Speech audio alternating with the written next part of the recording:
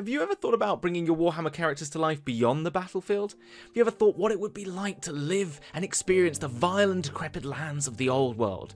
Have you ever considered the hit new drug role-playing games and thought, I could bring my Warhammer to this? Well, if you have, you're in the right place, because this is the first in a series looking at how to roleplay in the old world. Hello everyone, and welcome to the first in a new series looking at how to roleplay in the old world. Now, what do I mean by that? Because a lot of you are going to be saying, it's obvious, I just go and get a copy of WFRP, which is Warhammer Fantasy Roleplay, and I play my Warhammer games. But there are so many other role-playing games out there that I think you could utilize to make better or more bespoke versions of a Warhammer Fantasy role-playing experience. Be that going down the more rules-light art goth punk that is Mork Borg, going down something that's equally crunchy but more vampirically focused if that's the sort of games you want to use in Vampire the Masquerade. Or maybe you want something that's more accessible to everyone, which could be D&D because so many more people know that system and can use it, as well as other different rules lights or more fun and experiential games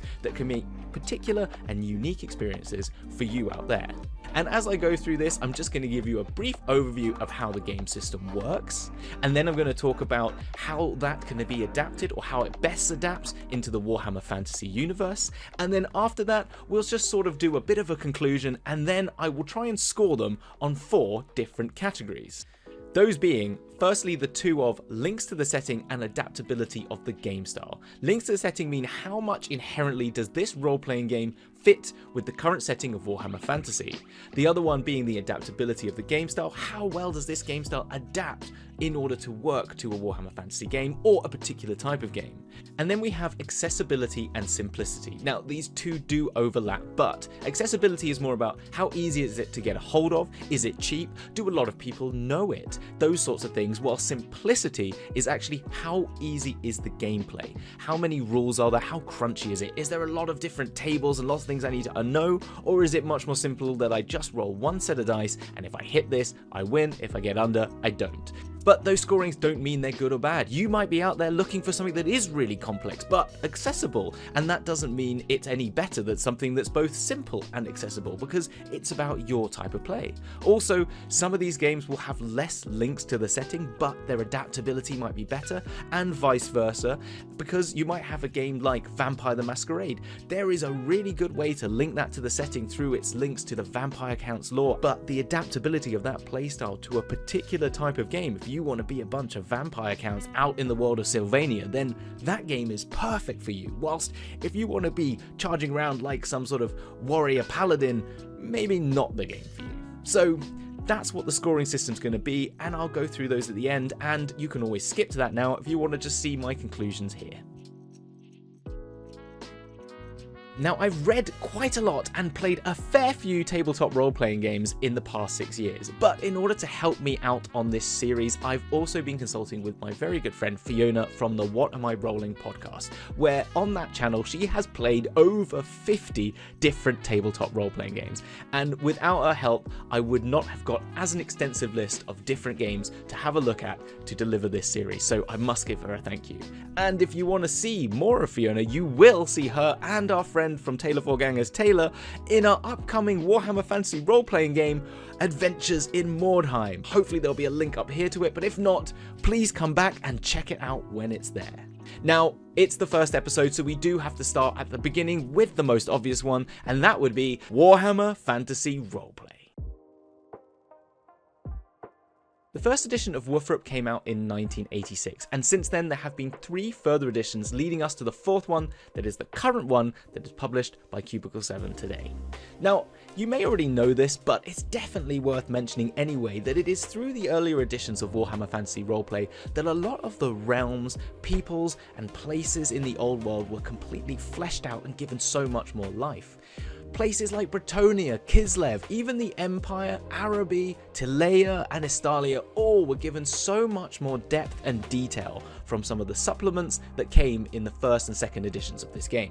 One that particularly comes to mind right now for me is one I've been looking at a lot for our upcoming Wartime campaign, which is Night's Dark Masters, which is a complete deep dive into everything vampires. Not only does it talk about the origin stories from all the way in Lamia through to Sylvania, but it also talks about amazing things like lore that people might know about vampires, lore that is actually untrue that the people in the world of Old World know about vampires. It tells you how to build a vampire, how to make a vampire character, both NPC and maybe even a playable one. And with that, we got so much more of a wealth of knowledge about things like vampires from books like that. And there's so much more besides. Cities like Marienburg, Middelheim, Altdorf, Nuln, all got maps, places, locations, peoples, districts, everything like that. So much more detailed and realized through this game than they ever were gonna be in a Warhammer Fantasy Battles book. And it's thanks to that and this system that we get the deep, rich lore that Warhammer has today.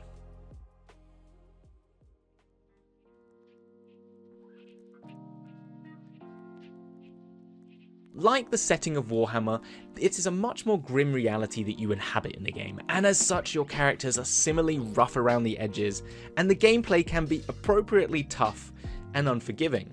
However, the game is diverse, and no more so in the types of characters you can create, ranging from the mundane as a beggar, lawyer or merchant, to the profane in thieves, rat catchers and riverfolk, to the arcane in wizards, hedge witches and mystics, or to even bringing the pain as a slayer, soldier or knight. Which means every game you create in the Warhammer Fantasy role-playing game can be wildly different. You can play the simple folk just trying to make it in the grim, harsh reality of this world. Or you could be an arcane wizard trying to find out hidden secrets of the winds of magic.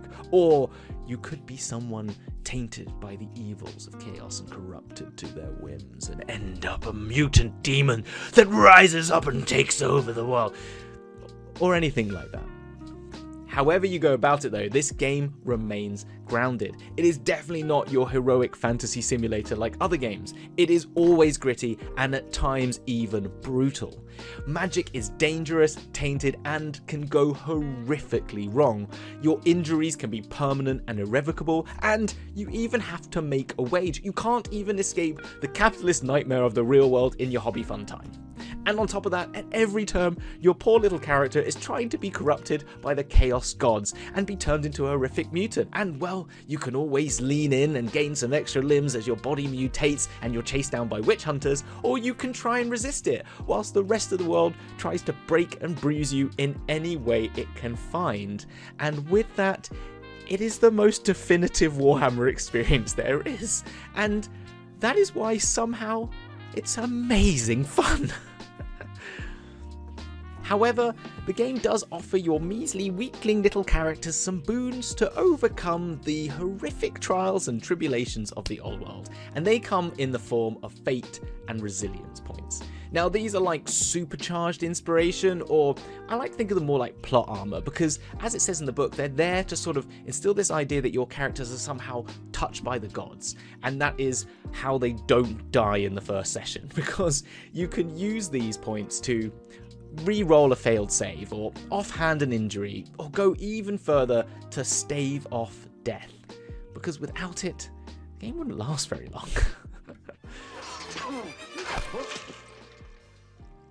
Now stand aside, worthy adversary. 'Tis but a scratch. A scratch? Your arm's off. No, it isn't. Well, what's that then?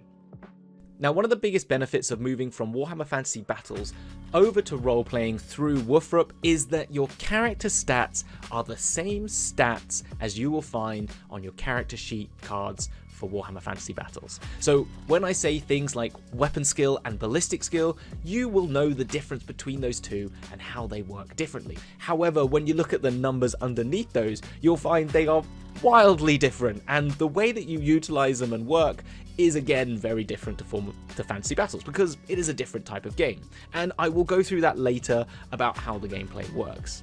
But for now, for both those who are initiated in Fantasy Battles and those new to Warhammer, I will just run through them now and explain to you how they're utilized in this game.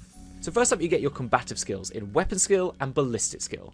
Weapon skill being melee hand-to-hand combat, so swords, knives, axes, and then your ballistic skill being your thrown and ranged weapons like arrows, throwing knives, troll's vomit.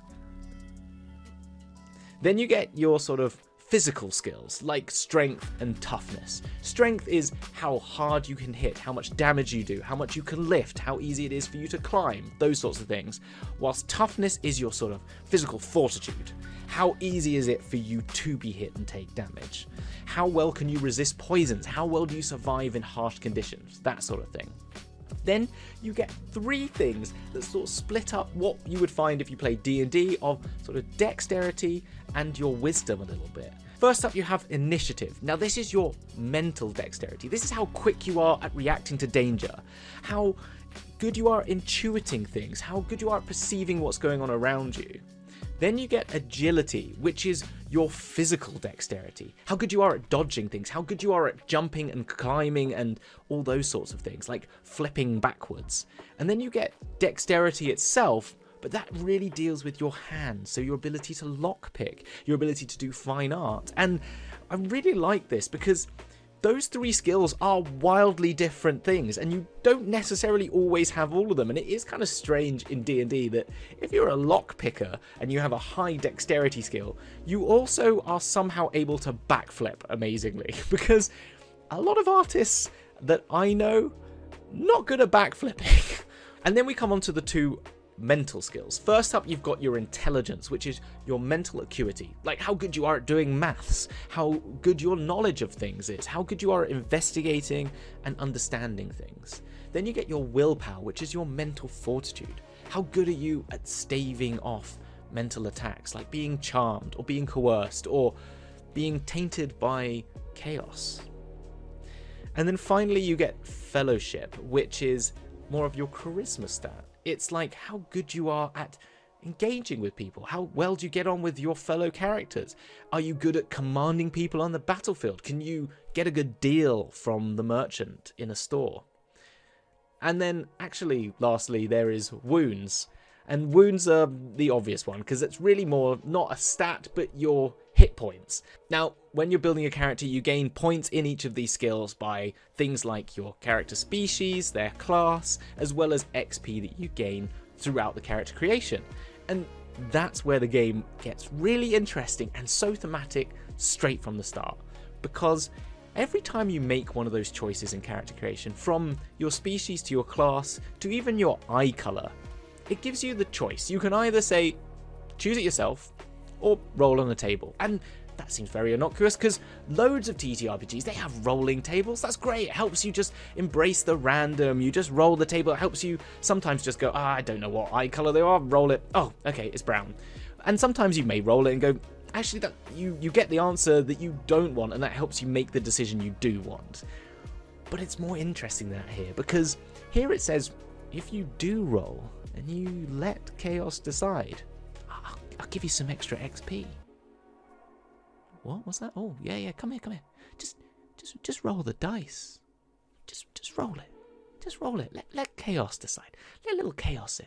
It's all right. I'll give you some XP. I'll give you a little bit of XP there. Yeah, there you go. And I love that.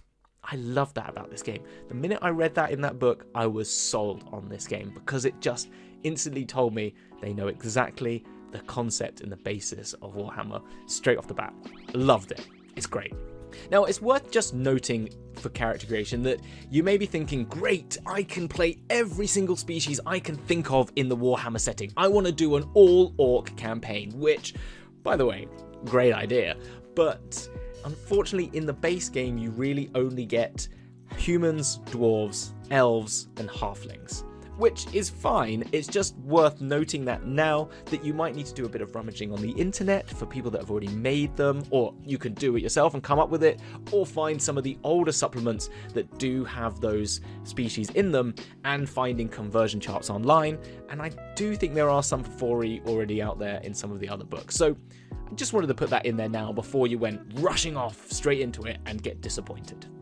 On the other hand, there are so many character classes and careers that you could choose, because there are 8 overall classes and 8 sub-careers to each of those classes, totaling a whole number of 64 careers straight out of the box. And that is wild, and each of them is actually fantastic, which is incredibly impressive. And that's probably because there's 35 years of roleplay gaming history to build upon, but even still, I want to play pretty much every single one of them. Each of these have specific skills and talents that you can then take for your character.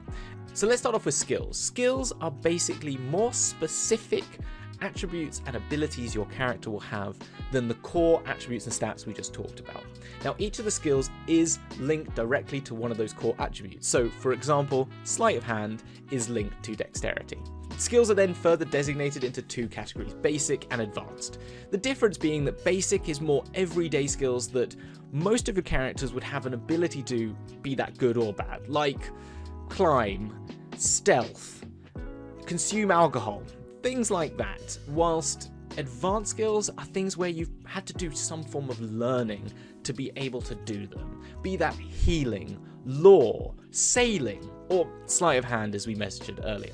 And then we have talents, which are very unique and something that speaks specifically to your character, as these are things that are special, that your character can do better than many other people, or something that they can do that not many other people can do. With that, they are a bit like feats in D&D, as they add much more narrative flavour to your characters. Looking at them, let's say there's stuff like magical ability, which is very simple, but it proves that you are, unlike many other people, able to use magic. Or you have ones like etiquette, which means you're able to communicate and move in noble circles and maybe get boons and benefits through that. Or marksman, you're such a fantastic shot that you can call out where you're going to hit a target. Or iron will, where you through all adversity will continue going and fighting. And so as you can see from these, it just helps round out that character much more in the things that they can do, whilst you can bring to the table all the things that they are. Now, as I said earlier, your career and class will determine which specific skills and talents you have easier access to. That doesn't mean you can't get any talent or skill, it just means that you'll have to take an XP hit to go and have access to skills outside of your particular ones, your career and class say so. And this is also the same for your species. Now, as a GM, I would particularly get rid of those, and I would get rid of them for many reasons other than the fact that I think what's good about this game is the ultimate adaptability of it. And if you open up those skills and talents to everyone without taking an XP hit, I think you can find that you can build really diverse and really ranged characters with so many different combinations that there are out there. There are so many talents, so many skills. I can't go into all of them because we would be here for hours, but mixing that with 64 different careers and getting all the different species that you can build, I think you can basically build anything you want and create whatever character you like. And I think that is particularly cool and what I really do love about this game. However, it makes it very, very crunchy. So you can take that with a pinch of salt, because with games with less rules, you can build whatever you want. But in this game, it helps you build whatever you want by giving you more stuff to play with. So it depends on what your preferences are for the game, but for me, I really like it because it really helps me think about all those different things that my character can do, really try and build them in my mind through using those skills and talents as a way to determine, yeah, they'd be really good marksmen because of this. And why is that? Well, because they had this trainer who taught them how to shoot an arrow and all that sort of stuff. It just, through all this, your character just comes alive, and I really enjoy that. And then how you upgrade these skills and talents is through gaining XP through the game, using that XP to buy different bonuses to those skills and talents, and once you've upgraded enough skills and talents in your career's level, you then get to upgrade that career to another level. Now, as you can see, it's all getting a little bit crunchy, and I do love the crunch, but If you are a new player coming to this, or you're a GM running this for new players, I do recommend getting a hold of the starter set, or maybe just searching online for some pre-gen characters and using them for a couple of sessions just to get the idea of all these different things, and maybe during that time knowing full well that open creativity is waiting for you to make your Beelzebub Grumblehammer dwarf bard creation that you've always wanted to play.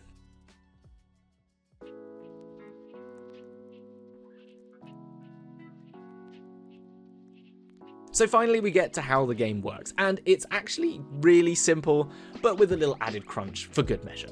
So it starts off by using a D100 system, which means you have to either roll 2 of these dice, D10s, or a big chonky boy like the picture right now, every time you want to make a check. Now, what do I mean by making a check? Well, all those stats and skills we talked about, they get apportioned different points values as you build your character and as you level up with different XP, and you can buy more points through that using your XP as like a currency.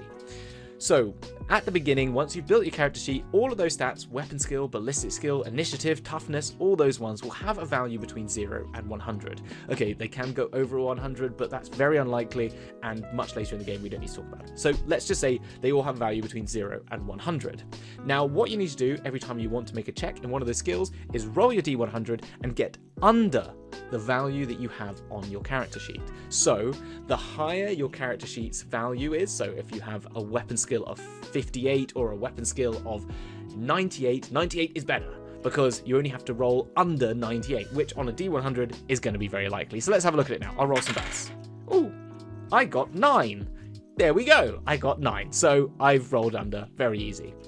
Now, with that, on top of that, as I said, the skills, the specific skills like sleight of hand, which is a dexterity-based skill, if you have a number attributed to that, you can add that on to your dexterity skill if you're doing something using sleight of hand. So, for example, I want to pick this lock, and let's say I've got a dexterity skill bonus of 40, which is average, but I have a sleight of hand of 20. Wow, I've really leveled that up. So that means I need to now roll under 40 plus 20, which is 60. So now all I need to do is get under 60 to unlock this pick. So unlock this pick, unpick this lock. That's what I meant. So let's roll the dice. Oh, I got a 66. I didn't do it. I failed, which is not good. So that explains hopefully how the skills and the stats work. But it goes a little bit further with that with a bit of crunch, which is something called success levels. Now, in that first one, when I rolled a 9 and I need to get under 98, what you do is you put that into tens. So the 9 is a 0 of the tens, and the 98 is the 90s of the tens. So 9s. So a 9 minus 0 is 9. I got a plus 9 success level. It means I beat it by 9 levels of success, which means I've done so really well that I can overcome whatever I was trying to do. What was I doing then? I was using my weapon skills. So I was hitting something. I've hit it really freaking well. I've hit it so super well. And that can mean in combat, in melee, sometimes you use your success levels as ways to overcome battle between one another. But I don't want to get too deep into it. I just want you to know that success levels is a thing, because if we start getting into combat, it gets more crunchy.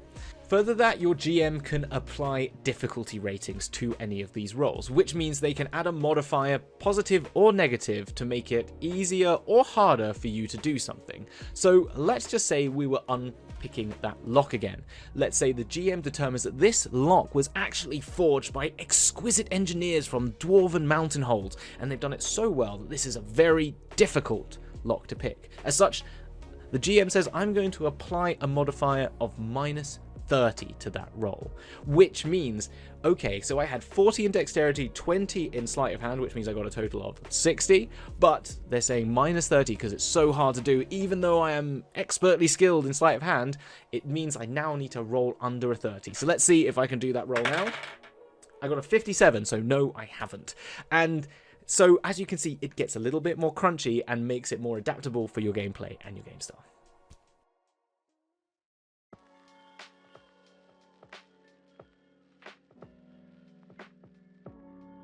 In terms of specific mechanics that deal with the Warhammer Fantasy setting, obviously this one has them in spades because it is the Warhammer Fantasy role-playing game. But the particular ones that come to mind are the corruption and fate and resilience mechanics. First up, corruption is obviously highly thematic to the world of Warhammer Fantasy. Chaos and its corrupting influence is at every turn in the stories, and at any time your characters can come into contact with something that will give them corruption points. Be that witnessing horrific events, being in the vicinity of a demon, finding themselves in possession of some weird stone, or even just listening to that little voice in their ear telling them to re-roll that failed save.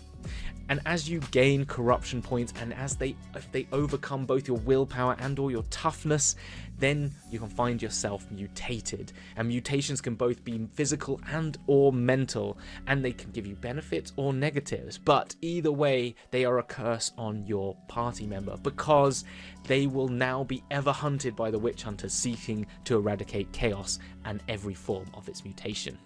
On the contrary though, the things that help to overcome that world and make you maybe not the heroes but the protagonists at least of this story are the fate and resilience points. Fate points allowing you to overcome injuries and overcome death even, but resilience furthermore, helping you to continue fighting when all seems lost. Give you that real Gotrek and Felix feeling of the world around you is horrific, but you will make it and you will find your ultimate death.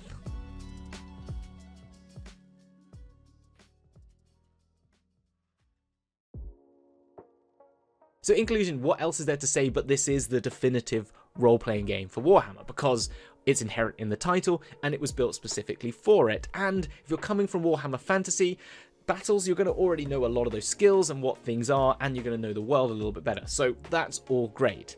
However, if this is your first role-playing game, the crunchiness of the skill trees, the amount of careers on offer, the talents, can be overwhelming, and it can be a little bit complicated, and it's not the easiest starter for new players. So potentially going down a different route for maybe a different type of game, or if you do just prefer something a bit more simple, then there are other games in this series we're going to talk about for that. The D100 system though, even though all that crunch behind it, is beautifully elegant. I love just knowing what number you have to roll under and rolling one set of dice and seeing that happen, and that means, and you use that for everything. I really do love that, and I think it is deceptively simple, and the way that difficulty ratings and all that mix in with it, and even success levels, is really, really good.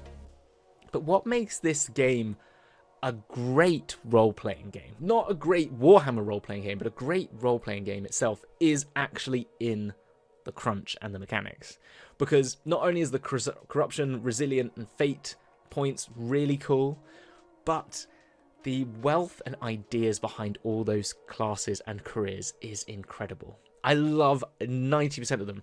Rat catchers, lawyers, you can play just these wildly banal things that I really love. I think that's just, you just don't get that in every game. And not being the hero in the story and having to always overcome all these adversities and know that really there's no winning, there's just surviving, is what makes it a great game. So what is the final point on this?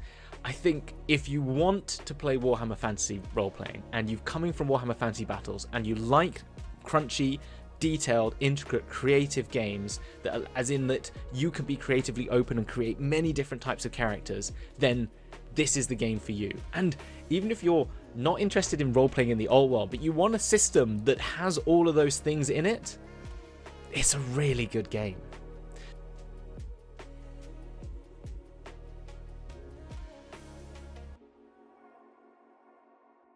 So let's go for the scores then. First up, for its links to the setting, well, it's easily a 10 out of 10. I don't think I need to say any more about there. But in terms of its simplicity, I'm going to go with a 3 out of 10. As I said, it is very complex and it's definitely not for the faint of heart.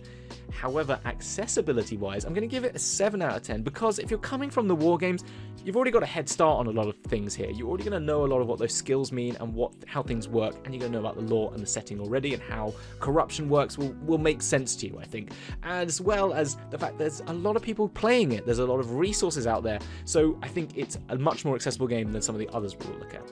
And finally, adaptability of the gameplay style. Well, 9 out of 10, because there are so many different types of characters, so many different stories you can craft out of this system because of the intricacy and the level of depth in careers, classes, skills, and talents, abilities that they offer to you. And something I haven't mentioned in the book, what I love in the 4 ebook, there are so many different option rules there. It goes, hey, by the way, look at this, a bit like Siri or something, just like on your shoulder, just saying, by the way, you can just make this permadeath, or by the way, you can just make everything a little bit easier, or you can add this more complex version of combat, or you can make combat run a bit easier. And I just love that. It's so adaptable. It's very pick and choose in terms of those things. So yeah, not only is it adaptable in the wealth of things you've got, but also adaptable inherently in the way the book is written, which I really love.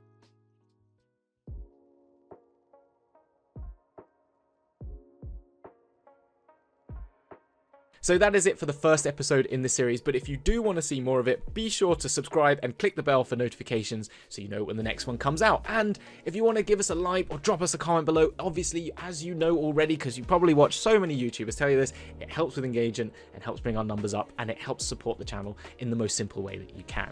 So next time, though, will be one of my favourite role-playing games ever. Not only have I run this in person, live, on stage, at cons, as well as written supplements for it and done Kickstarters for it and got completely cosplayed for it, it is my favourite game that I think is so inspired by old school Warhammer and old school role-playing games. It is none other than the art punk goth greatness that is Mork Borg, and I can't wait to talk about how you can turn that into a Warhammer role-playing game, because I think if you want a simplistic version of Warhammer Fantasy in a world that basically is very thematically similar, Mork Borg is going to be your jam. So we'll see you next time for that, but in the meantime, you stay safe and unhive.